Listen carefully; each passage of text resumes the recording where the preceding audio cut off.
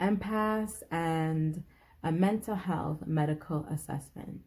So today I'm going to be talking about what happens when you fill out a prelim medical assessment form such as this one, and then when you actually have a face-to-face assessment with a psychiatrist or psychologist counselor that is going to assess where you are. They need to give you a diagnosis in order to give you the follow-up with how you can come into a balance. Either they're going to prescribe medication or they're going to seek that you follow up with certain different types of therapies and so on and so forth. So I had the opportunity to see two different types of assessors, as I will call them in this context, and I'm going to share with you the differences when one uses linear theory only, one that is based in racist ideals. As I've mentioned, the book by Harriet A. Washington, Medical Apartheid, you'll understand why when we're Black people speaking in the context of getting medical assessments, we need to understand that if we're going to enter into that paradigm, that the assessor needs to have all of the information and not just one linear thought that basically is entrenched and birthed out of racism.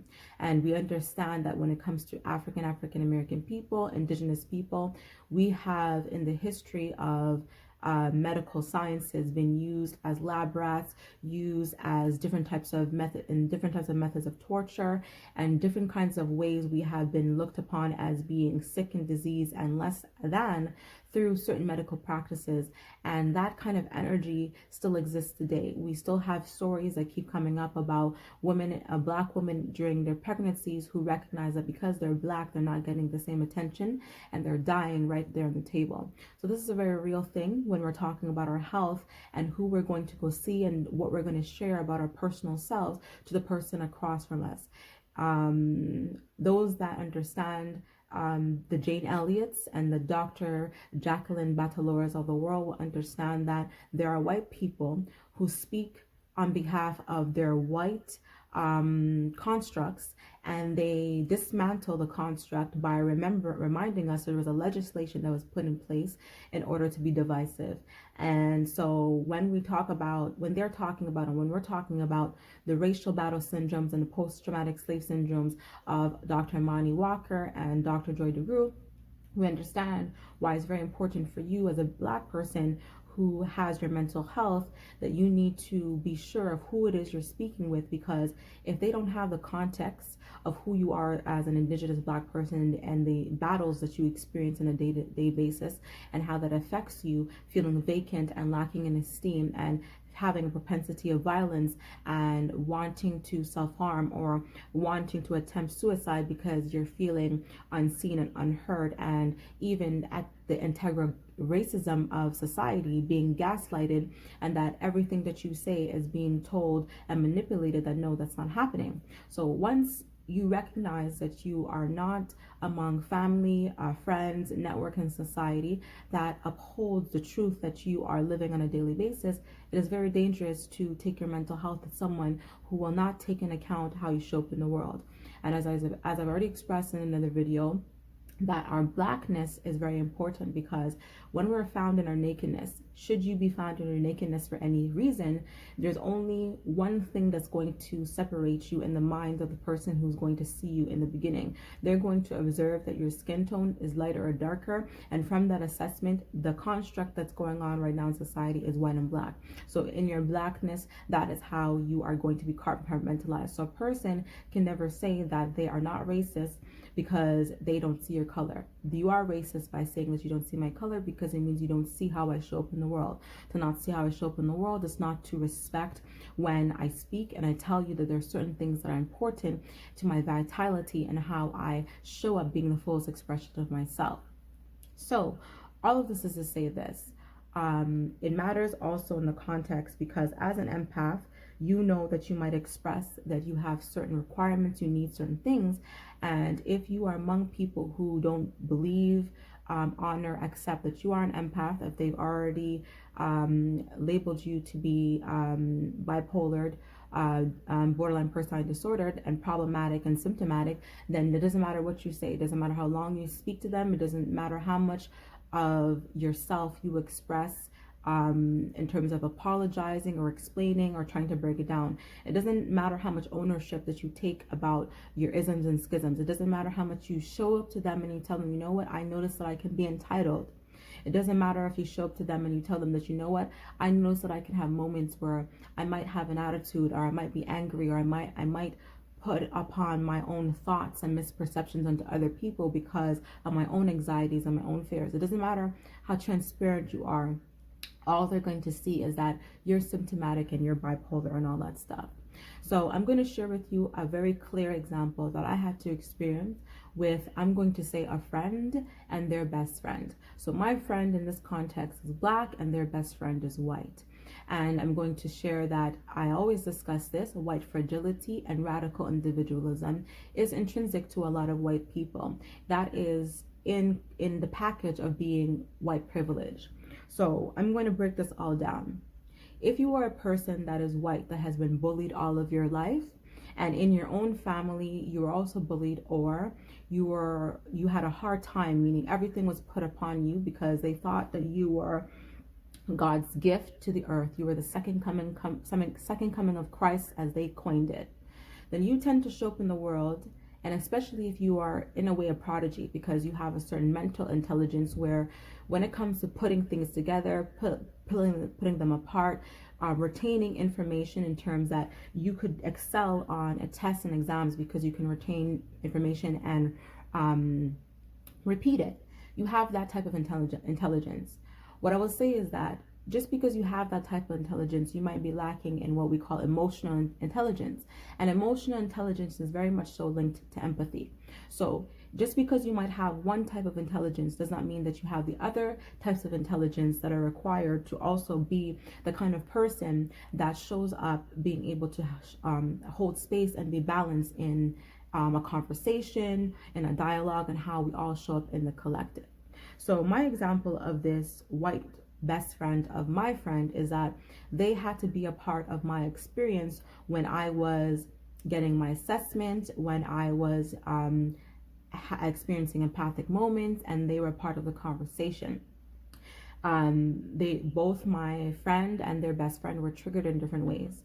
What I know that I did was, from prior to visiting them, after not seeing the both of them for almost 10 years, I, as my empath self, explained to them my limitations and my boundaries in the fact that, look, I, as a Black person, have experienced racial profiling. I feel very uncomfortable in crowds, especially white crowds. I don't like to window shop. I don't like to walk around. When I get cold, I get triggered. There's a lot of different ways I've explained how I get triggered. However, I was given the blank stare and the nodding of the head, and in my face being told that I'm being understood. However, behind my back, I'm going to share with you how I know behind my back that that's not the truth that they were saying that they understood on my behalf. So even having the experience of a panic attack, because again, I was in a crowded space and I was amongst a space where there was a potential that, yes, I could be arrested because I'm a Black woman, hyperventilating because I'm having anxiety, because I'm reliving a triggered moment of being thrown to the ground and being assaulted, all on the context of being a Black person sitting on top of my sister of On Point Organic Soap Point's car. And I'm not going to get into that aspect of the story, but the point is I was triggered. So now we bring it back into the context of, you know, I'm seeing my friend and I'm explaining all of this, and I let them know that after my long journey, I need a moment to decompress in my room. I just need the time to be with myself. And, you know, as an empath, it is very important to your mental health that you take those times for yourself, that you have that time out away from people, places, and things to be one and introspect with yourself.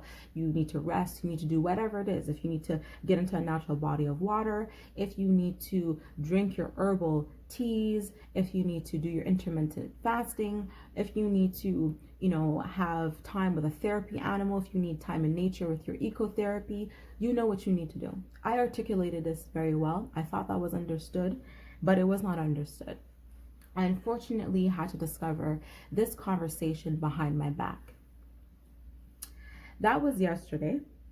Today, not good, very depressed. The next person says, what was it? Or was the trigger?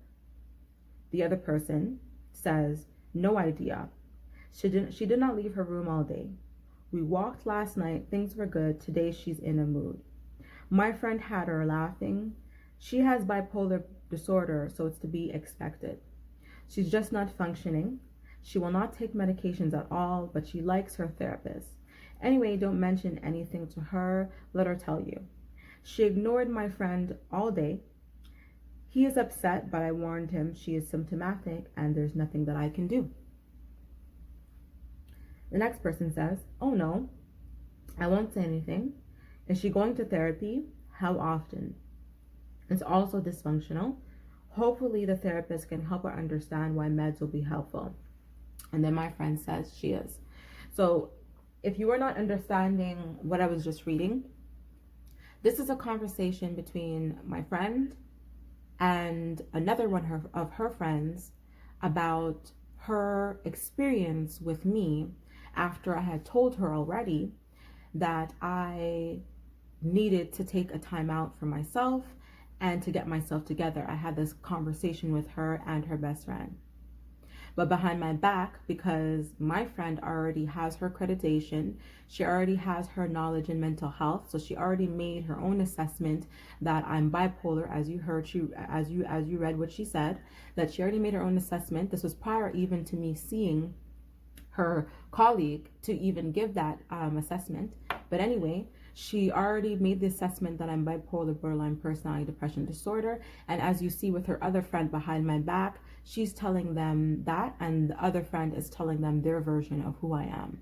And I bring this all up in the context to say this, that this is very wrong, because I did take the time to explain myself, and they thereafter told me that neither of them are upset, especially not her best friend. Her best friend was not upset. But then come to find out, you're telling another one of your friends that, yes, your best friend was upset. Why is your best friend upset in their white fragility at my experience and the things that I'm going through after I explain to them what it is that I need to do? Now, here's why this conversation is important and why I bring this up as an empath. As an empath, you're going to trigger people, places, and things. You're going to trigger the people, especially who do not want to face themselves. When I first met this best friend, that's the energy that I picked up about this friend. That this person has a duplicitous and disingenuous type of energy. That this best friend has a way of masking or thinking that they're masking how they truly feel about certain things, when all along they're loudly, at least to me it's very loudly, demonstrating how much contempt and how much they don't like me in particular, or certain aspects or members of my own family. I know this to be true because here's an example. This friend said, you know what, I'm going to add you on WhatsApp and we're going to have conversations here and there. So all of that was going really well and good up until, I had this experience with them that led to this type of misunderstanding. And they thereafter said that they were good, everything was well. And I messaged them in the new year. We're now, as we see, spring, almost summer. And I got back no response. And since then, it's been months, no response. So my point that I'm trying to show you is this. You will be gaslighted. You will be told that there's things that are happening in your head. You're making these things up. These things don't happen. But what you have to realize is you have to respect your intuition and you have to respect your gut. You have to respect that it doesn't matter who's in your family, who's your friends, who's in your network, who you're working for, and what they want to think. It doesn't matter how much taller they are than you. It doesn't matter how much bigger they are than you. It doesn't matter how much money they make. And none of these things matter. Why don't they matter? Because your truth and your intuition supersedes that. If your intuition is screaming loudly that there's something off with this person, listen to it. It doesn't matter if your family is telling you how good they are. It doesn't matter what your family, your friends want to buy for you and do for you. Buying things for people and doing things for people is a type of love language, yes, of expressing how you care about someone, but it is also a form of manipulation. It is a form of saying, you know, I've done this for you, and because I've done this for you, this is proof of how good I am. And so look world, how mean this person is, how problematic this person is, how symptomatic this person is, because they're unable to see all the things I've bought and all the things I've done for them that demonstrate how good I am of a person.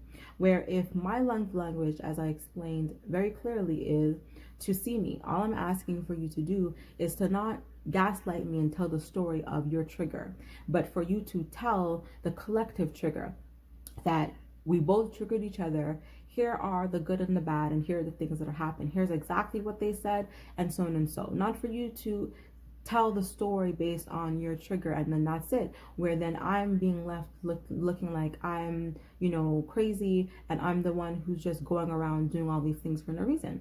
I have explained many times that I have warned people in many different ways about what's going to happen. I have communicated my limitations, boundaries in many different ways based on the racial aspect. And I'm letting you know that, as I said, there's a cognitive dissonance that happens with people that choose to align with white fragility. When you choose to align with white fragility, you are then able to dismiss certain aspect of your blackness, because when your blackness is speaking to you, when there's racism that's happening, when there's things that are happening, the white fragility that you're aligned to is constantly telling you, oh no, that's not true, look at me, how could that be true, because we're together, and you know, all of these things. And I'm here to say no.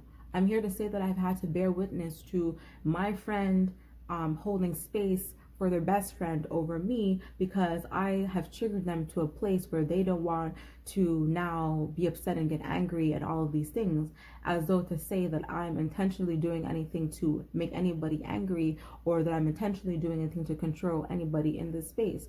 What I'm going through is I am by myself. You two are together. You two are on one side of the story telling me that I'm all of these things. I'm isolated. I'm by myself, and I'm feeling alienated, and I'm feeling crazy because I'm seeing these things and you're telling me that they're not true. I'm advocating and I'm expressing what I need in my spiritual self and my blackness, and you're telling me that those things I should put to the side and I should not honor those things because those things do not honor the compromise, and those things are not a part of the kumbaya. I'm explaining to you that I don't want to be a part of the kumbaya. I don't need to be a part of the kumbaya in order to exist. I have the right to exist as I am, and the way that I'm existing as I am does not have to encumber or affect what you're doing on your side. I respect what you're doing on your side. Why can't you respect what I'm doing on my side? Why tell me that you do respect what I'm doing on my side, but then behind my back, as I read, go and tell a different story? Why is it that behind my back you're speaking a whole different story, but in front of my face it's something else? So moving forward, when you get a medical assessment, you're going to see that you'll get a paper like that, as I said, and you'll have something happen where they'll ask you questions like, who referred you to us? Is this your first visit to a psychiatrist's office? Why did you come to see us at this particular time? They will ask if you're seeing a therapist or counselor at the moment. They will ask you to name any medications, the strengths, when you start to take them, that stuff. They want to know if you've attempted suicide. Are you intentionally injuring yourself? Have you tried to in the past? They want to know if you've ever been hospitalized psychiatrically. They want to know if you ever received psychiatric assistance elsewhere. And they want to know about whether you drink alcohol, if you abuse caffeine, if you smoke any cigarettes or marijuana. They want to know, do you do any drugs? They want to know about your past medical history. So they would like you to describe your medical illnesses and accidents, injuries. They want to know things like if you have asthma, migraines, diabetes, trouble sleeping, if you have cancer, anorexia, amnesia, bulimia, all of those things. They want to know if you are aware in your family history, do you already have depression, bipolar, schizophrenia, drug abuse, any other hospitalizations or suicide attempts in your family. They want to know about your sibling background, their ages. They want to know about your parents, their background, their health, their occupation. They want to know about physical and emotional ailments of your family members. They want to know if you got along. Are they married, divorced, separated? They want to know if they're alive. They want to know who you're raised by and such. They want to know about your developmental history. So they want to know if there's any complications in the delivery when you were born. They want to know if you have any particular worries during childhood. They want to know if you were a victim of child abuse and what type of abuse. They want to know if it's affected your life as an adult and all that stuff. They want to know about your social history later on in your childhood. Did you start school? Did you skip any grades? How far did you get? They also want to know if you've been in the military.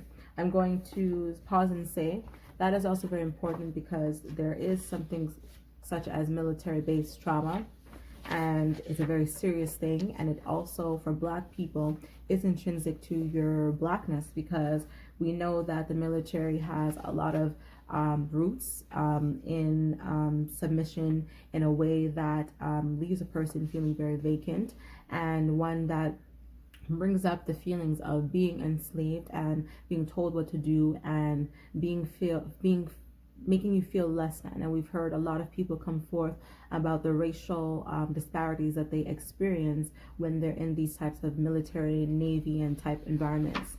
So they also want to know about your adulthood, what's going on in your present living arrangement. So they want to know, have you ever been married? Are you married now? They want to know if it is, then is it your first marriage? They want to know if you have any children, how many, their ages.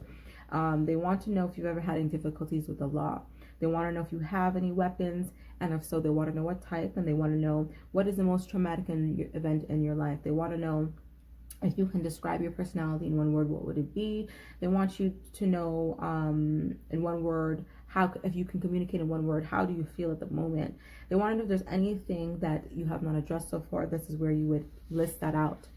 Also, they want to know if over the last 2 weeks, you have little interest or pleasure in doing things, if you feel down or depressed, trouble falling asleep, feeling tired or having little energy, poor appetite or overeating, feeling bad about yourself, failure if you have yourself let down. They want to know if you have trouble concentrating on things such as reading the newspaper or watching television. They want to know about moving or speaking slowly. Have you noticed that you're a bit fidgety? They want to know if you've been feeling nervous, on edge, if you're having trouble controlling your worrying. They want to know if you have trouble relaxing. Are you feeling restless? Is it hard for you to sit, stand, and that kind of stuff. So that's pretty much like a preliminary assessment. And then when you go in front of them, they are going to ask you some more in-depth to the same questions. But what really does happen in the beginning is that I notice that they take note, because you can actually ask for in the end for you to have a copy of the assessment that's happening in like the face-to-face. So you can see what they said and just have it for your records. And what I remember reading and remembering the experience is that they take note of how you're dressed from head to toe. So if your head is covered, they'll write that down, and they'll describe how your head is covered. They'll describe how you style your hair. So even if your eyebrow is pierced, you see I have one here, things like that, they will take that down. They will take note of if you have makeup on as a woman, how your makeup is styled, all that stuff, and as a man, how you groomed your facial hair, all that stuff. They also take note of your nails, your sense of smell, how you're put together, how you sit, how you're speaking. And as you know, I've spoken about rapid speech, so they take that into account. All of this is to pull down and put together the traits so they can put together a diagnosis. And then their traits and their diagnosis, it doesn't mean that you have to hit the board of all, like say if there's 10 traits that denote that you are bipolar, then you don't have to hit 10. They might say you need 3, and that's enough for them. That's an example. What I'm going to say from the takeaway from the first assessment that I had that was with a white woman, I off the bat did not like the assessment based on the fact that she did not utilize the holistic theory of African cosmology. She did not use the theory of ecotherapy or eco-psychology. She did not respect or understand or align to anything that I was saying when I made mention of being a spiritual being and that being important, needing to access a natural body of water and nature being very important. She really didn't understand or hear anything when I was talking about racism and how it affects me and how I felt vacant over the years. And that is the actual depth of why I've wanted to attempt suicide and all of those things that have happened in my life. She was not able to receive anything that I was saying in terms really of my experience of how I show up as a Black woman. That went over the head of that person, even though I was sitting there with my Black friend who has certain accreditations and certifications and all of that. Her too, because as I already explained, she's aligned to white fragility. So for her, she's very kumbaya and open to everyone's experience. So she doesn't see racism that way. I don't even know.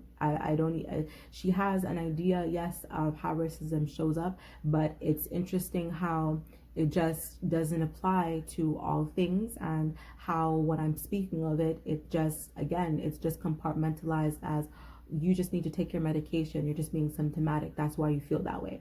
So that was how I was left feeling.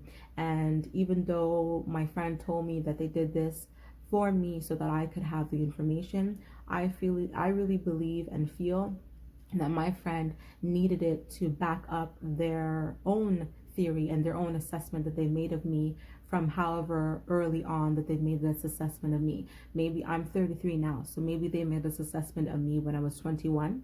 I don't know. However, whenever they first came up and started to put the pieces together, they've always seen me as this way.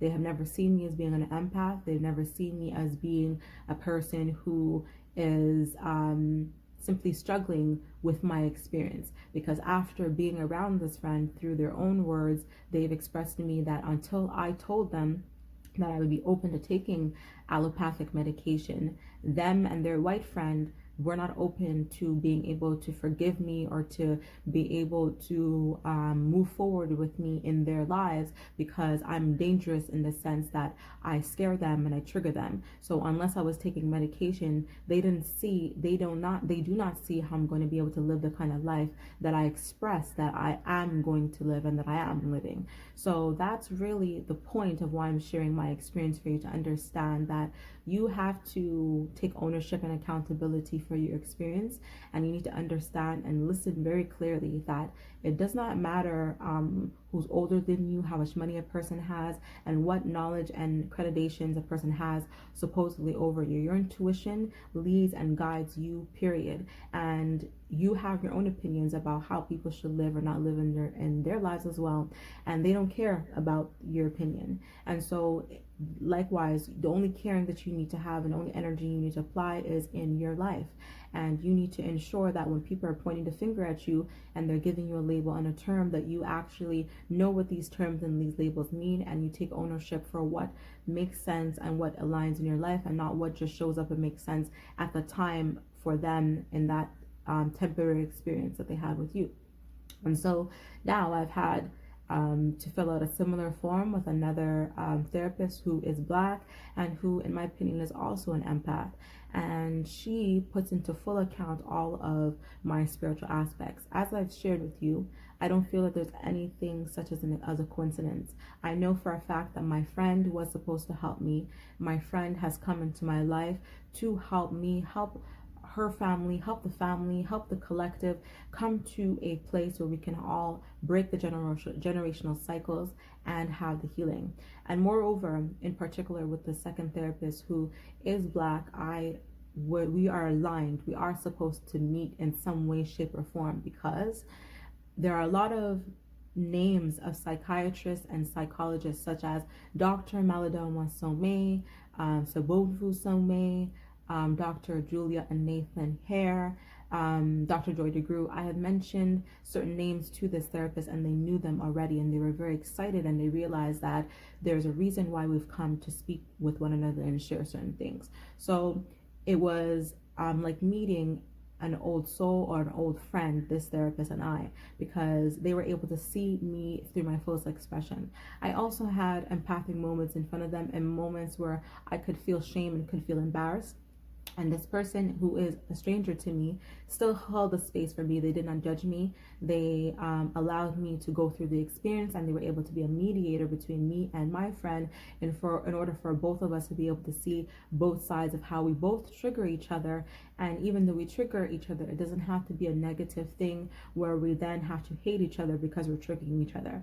In the triggering of one another, we're able to help each other get to and become the best and the fullest expression of each other.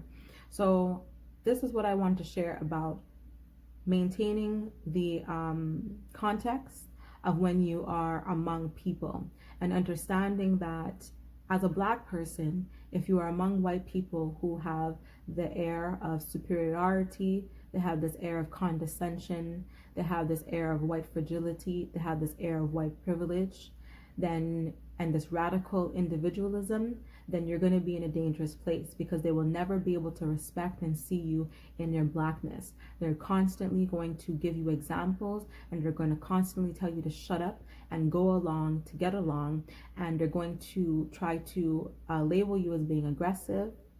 They're going to trigger you and tell you that you're the one who's making them afraid. They will even do things.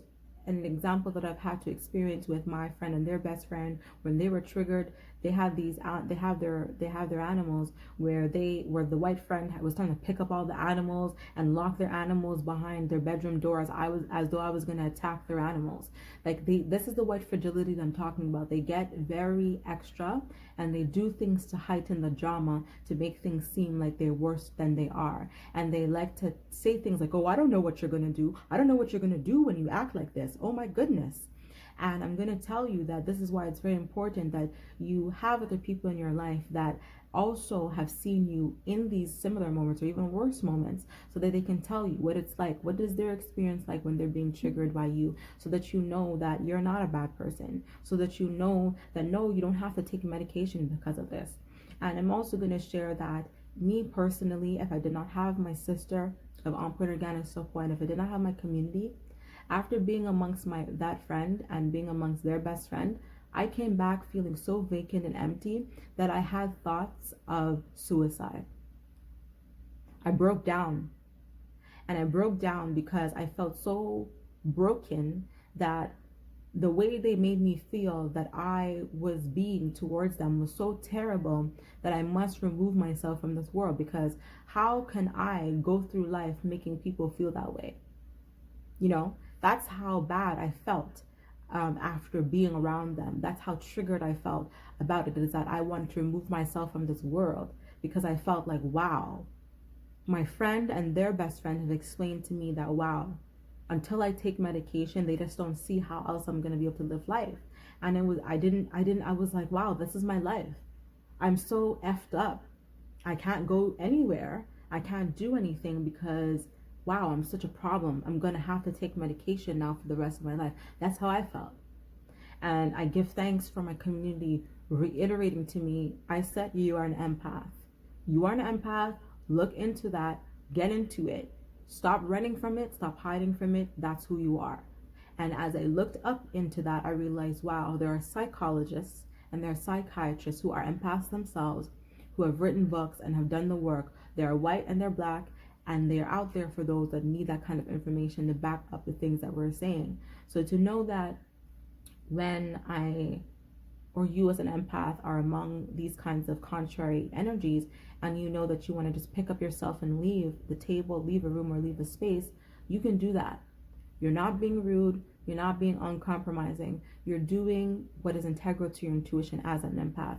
We now have the permission by psychologist Ralph Smart, and we now have the permission by Judith Orloff, who's a psychiatrist. They've written this in their books, and they said it from their mouths that we have the right to do that. We also have the permission as empaths to tell it as it is, to speak our truth. What I'm learning is that the only thing that I've been wrong about throughout my whole life is my tone and the words that I've used and the time in which I've spoken those words. Those are the only things that I've been wrong about in terms of how I've shown up in the world. That everything else I have been right about. And I've come 33 years later to have to read it in books and to have psychiatrists and psychologists back up everything that I've had to say. I own and acknowledge the fact that yes, I have approached certain people out of my anger because I did not know myself at the time, and I've said things I should not have said, and I've done things that I shouldn't have said in that place. I've enacted from my broken place. I walk in my transparency. I'm not afraid or ashamed to apologize and to change the behavior and to do something different. I have no issues with working with the collective in order for us to be in a better place. However, now I'm at a place where I recognize I no longer have to apologize for how I show up in the world, especially in the context of a Black person in the face of white fragility. When you show up as a Black person and you know who you are, especially as an empath and a heyoka, you are going to trigger people, and you will especially trigger white fragility because you are always dismantling their truths. They come to hide in their mask and they don't want you to reveal their truths. It's simple that. And I'm going to end this to say that just because a person does not like who you like or does not want to entertain what you want to entertain, it does not make me or that person a bad person. It doesn't make the person that they're not liking or interested in a bad person either. It just means that vibration to vibration, we just don't click, and that's it. However, what I've come to understand is that for people to admit how you trigger them and what it really means, it means that they have to also take accountability and responsibility for how they're showing up and their part in it. And people don't want to do that. They really want to only show up as a story that they have written for themselves, and that's fine. However, the truth of things stand, and that is why when we pick up the books and we do the research, we come to find out who we are is okay exactly as we are empaths. It's the fact that society does not accept it and does not like it, and if they did, then we wouldn't have the difficulties that we have once we've spoken the first time. As an empath, once you've spoken the first time, that should be heard, that should be respected, in the same way that other people's truths and other people's words are taken seriously. However, when people choose to see you through the lens of being symptomatic, bipolar, and disordered, they're not able to see and hear anything that you say because they just think that you are the issue, period.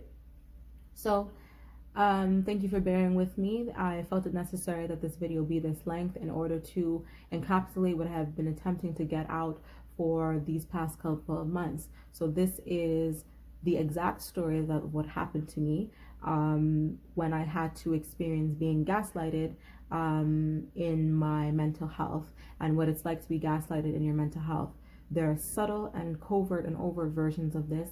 So we're for people who think that you're not being gaslighted or you're not gaslighting people. You are when you are simply choosing to not hear a person when they tell you something for the first time. And if you dismiss it in any way, shape, or form, that is a form of subtle gaslighting.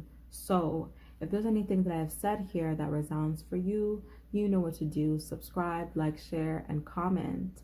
And remember, powerful beings, embrace your nature because it has the roots to heal you.